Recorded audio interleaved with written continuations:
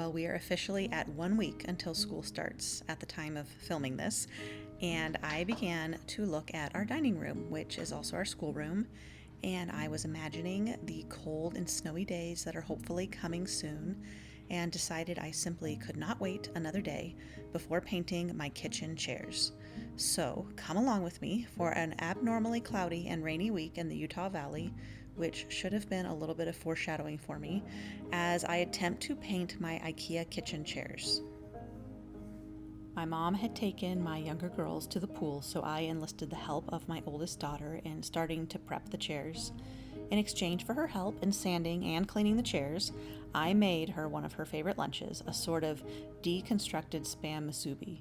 She first tried spam musubi at a friend's birthday party a couple of years ago, and since then it has become something that I've learned to make for my 2 teen girls, especially if the younger girls are busy on an outing with Josh or my mom for lunch. One day I was trying to think of an easy way to take it to go and decided to just make a bowl of the rice and diced spam with some flakes of seaweed, and it actually became their favorite way for me to make it.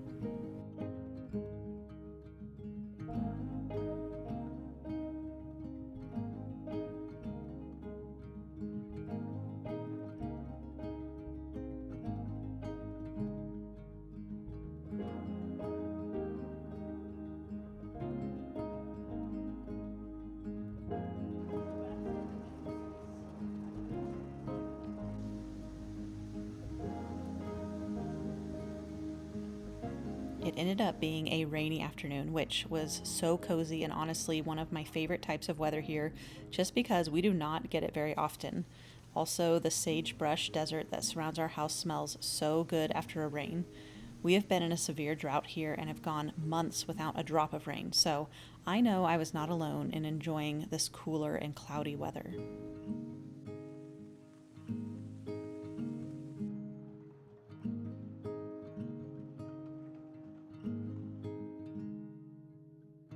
After lunch, I got to work on priming the chairs. So, whenever I've read about painting IKEA furniture, they recommend using something called bin primer. And when we bought this house, I started buying and refinishing older furniture that I felt like fit the style of the house and the look that I was going for. And so I read up a lot on refinishing furniture. And this primer is great for adhering to pretty much any type of material, but especially that really shiny, sleek wood that you'll find in IKEA furniture. I feel like there's also some Pottery Barn furniture that's really solid, but it just has that kind of hard enamel feeling paint on it that you want just a little bit of a stronger primer to give the paint something to stick to.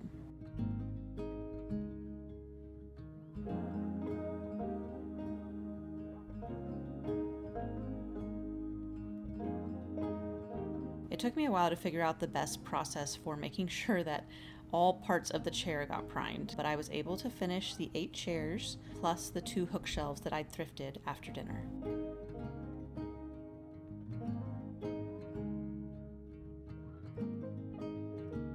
Okay, this is day 2 of my attempt to paint some things to add some color to my house before school starts. And I just want to say that I would never attempt to do this when all of my kids are around, because I feel like with paint, it's so messy that I need some uninterrupted time. So I saved this for days that my mom was taking my girls swimming, which is a huge blessing. And then last night, my husband kind of handled the kids after dinner while I finished priming these chairs. And then I had, we both had a big kitchen to tackle afterwards, because normally I would do the kitchen right after dinner. Okay, so today the chairs are primed and the shelves that I want to hang up. And so I'm gonna sand them outside. And then I'm going to get out my spray gun. So I bought a spray gun when we bought this house because I knew I wanted to buy older furniture and sometimes I would want to refinish it. And so I thought that a spray gun, paint gun would just solve all of my problems. And with this, it's like so messy for me. Like I see videos of people just like spraying stuff in their house or in their garage, and I guess I'm just not experienced enough with it, but it is like a huge mess when I use the spray gun.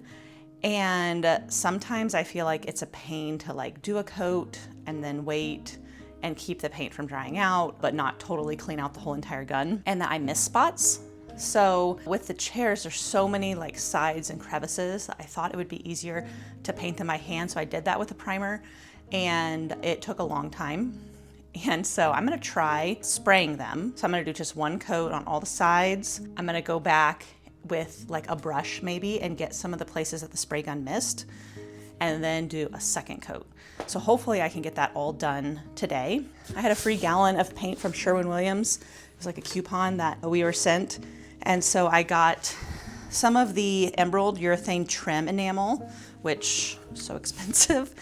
And I just wanted to pick a paint color that I felt like I could use in different places in my downstairs and know that it would all like flow together. So I kind of went with some Faro and Ball colors because I like the English influence, I like the British colors, and I'm kind of aiming for English cottage/farmhouse vibes in our home, but also that reflect kind of the sagebrush desert that's around it.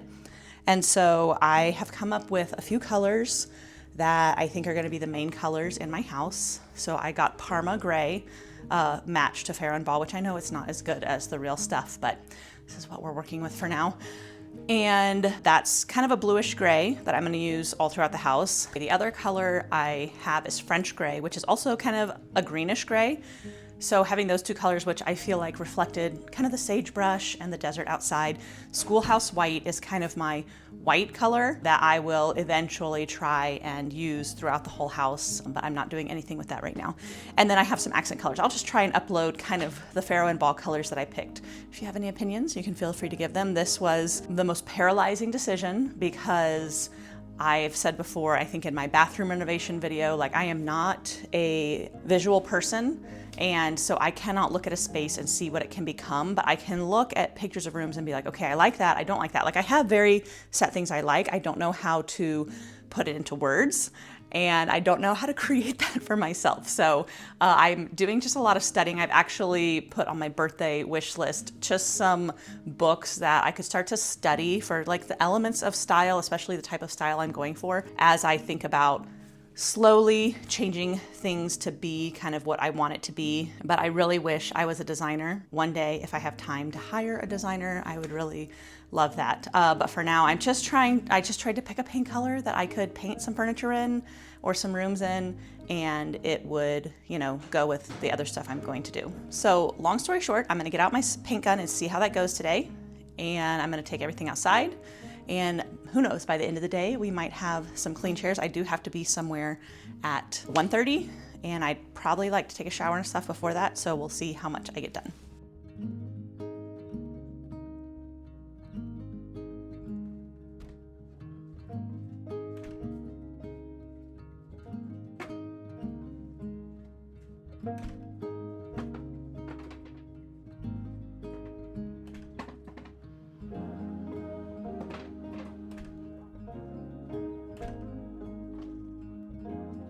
Okay, I'm gathering up my paint supplies. I've got an extension cord ran out here for the paint gun. I have the pieces to my paint cup. I have a filter, and I don't think I really need this because this paint is brand new, so it's not gonna have any clumps in it, I don't think. And then I have gloves to try and keep my hands from becoming covered in paint. I have my expensive can of paint key, and then I bought these and I've never used them. I'm gonna try to. And then I'm gonna use this crate to prop up another little shelf that I have to paint on here. So now I'm just gonna get the paint gun and we'll get started. I'm also gonna pull the water hose over here because I think I'm gonna need to thin this paint. So having that handy will be helpful.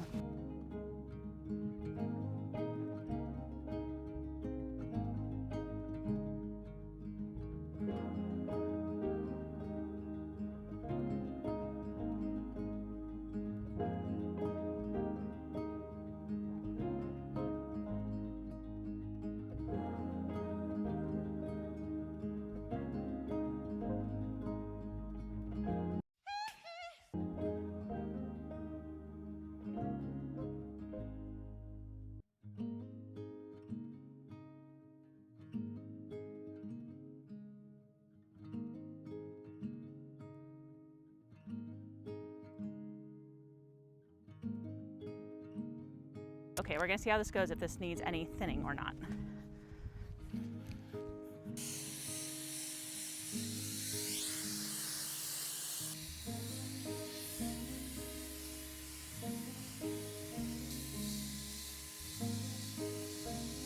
Well, I was working on my first coat of paint and disaster struck.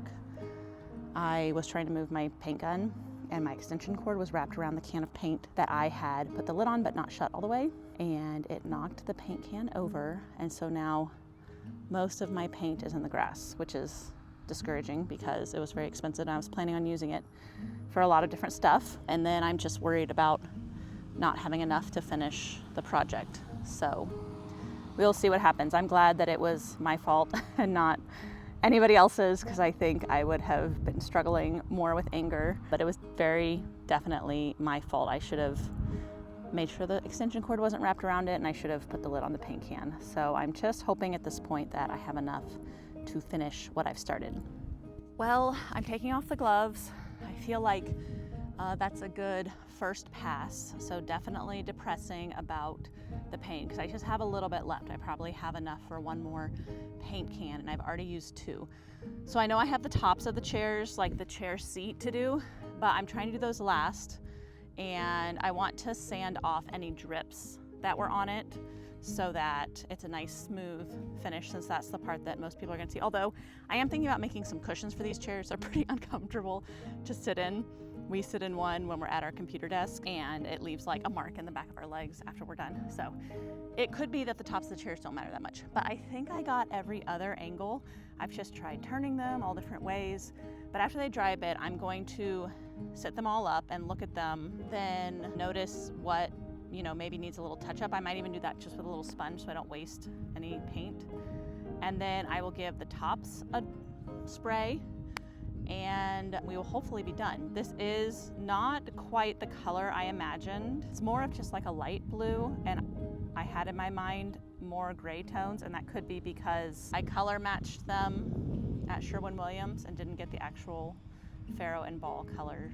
But you know what? Either way, this is going to add some color to my dining room, especially with the winter months coming on, and some coziness. And it was free because I had all the supplies, and then the pan of paint. The can of paint was free also.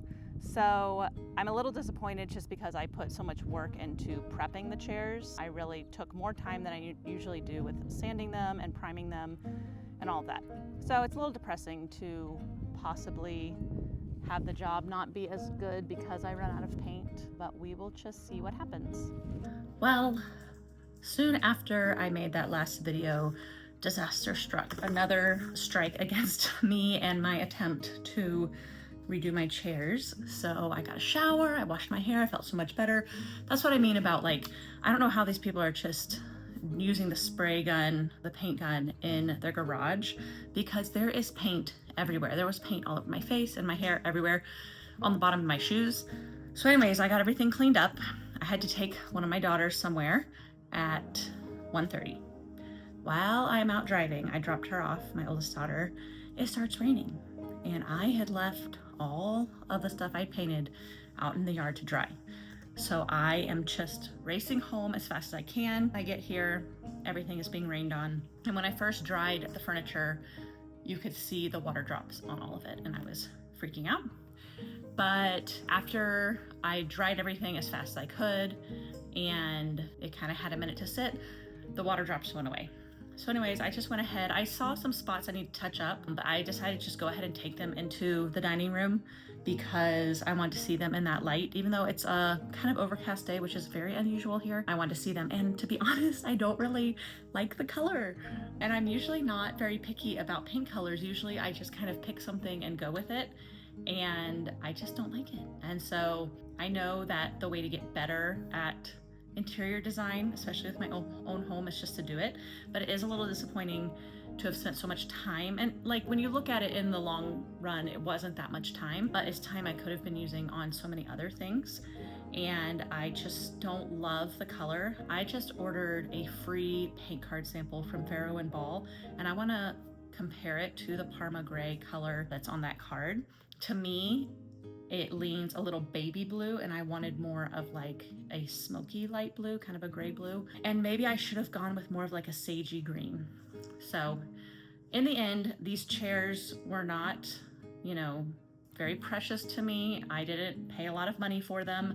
I didn't pay anything for all the supplies I already had. So it was a good learning experience. And then maybe down the road, I can repaint them more of the sagey green. But it was a good chance to just try something out and not love it so far. I've been happy with the other paint colors I picked, like for my girls' rooms and stuff. But to be honest, I used ChatGPT to help me with the colors, and that was my first mistake. So again, I think you learn, just like has been my whole message about motherhood here, you learn by doing it. And I definitely learned something, and we'll try something else. Hold on, I need to rescue a cat. Hey, can I help you? A few moments later.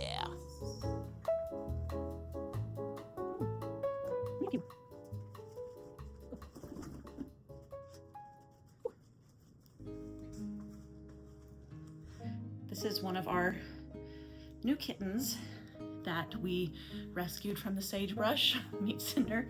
I just put collars on them, and his, I guess, was a little loose and had gotten stuck, you know, in his mouth, like he was trying to take it off.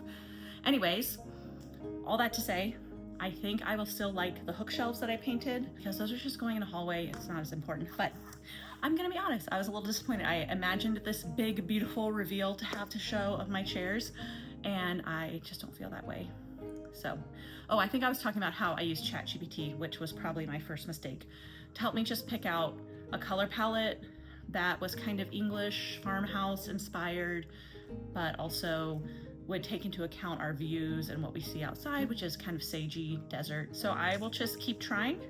I think it was a good learning experience, and who knows, maybe the chairs will grow on me. But if you guys have any suggestions, what I would love is just like 9 paint colors that I know all go together, that I can just start using in my downstairs, that will give it all a cohesive feel. But I do want to use color. I lean more towards some of the lighter shades than the darker shades, and I like natural colors, but not in like a minimalist style. I would still love to use like pink, I would like to use lavender, I would like to use yellow, all those things. But I would say greens, blues, a good white are kind of my main needs, because everything right now, all the walls in the whole house are white. So if you guys have any suggestions of good colors, I would love those. But thanks for joining me for this chaotic decorating attempt. As I was driving home, before I realized it was raining and what I'd done, I was thinking about the next project I would like to try. And I have some paints that I picked out when I first moved into this house, and I was just kind of refinishing some furniture for my girls' rooms. And I was kind of going for just some pretty, I don't even know what you would call them. They're not pastels, but they're not really bright colors either. Anyways, I have some of these. This is called pesto green. And I have this pink. I haven't used this yet, but I have 2 little toy chests that I got for my 2 youngest girls, and they ended up being much smaller than I thought they were gonna be. I saw them on Facebook Marketplace and picked them up, and they were very small. But a little chest is a thing that I like to give each of my girls as a storage place, and it's just something they can have stuffed animals in. It's something they can have bigger things in that they want to keep that I don't necessarily want out in the room. But if they have some bigger toys that don't fit on like a bookshelf or something, or in a smaller basket, that's an option. So anyways, these are just a natural wood color, and I thought I would give them a little makeover. And I actually wanted to experiment trying out some folk art, and I am not an artist. I can like trace something onto it and paint it, but my husband and several of my girls are very artistic, and so my husband, I had big plans for all the things I was going to have him paint on, but he's just too busy. So I might see about one of my girls helping me design just some simple folk art on these chests. And my one daughter, Marnie, she's my first grader, has been requesting more pink in her room, so I thought I would paint her chest pink. She shares a room with my oldest daughter, and their room is kind of very blue heavy, and so I thought it would be fun to add some pink in there. And then my toddler, Beatrix, she shares a room with my third-born Abigail, and their room has kind of some purples, lavenders in it. And so I thought I would paint her chest kind of this green color and then see where they go. And I'm not gonna get out the paint gun for this. It's very much just like level surfaces, but over the next few weeks, I might just try and do those things.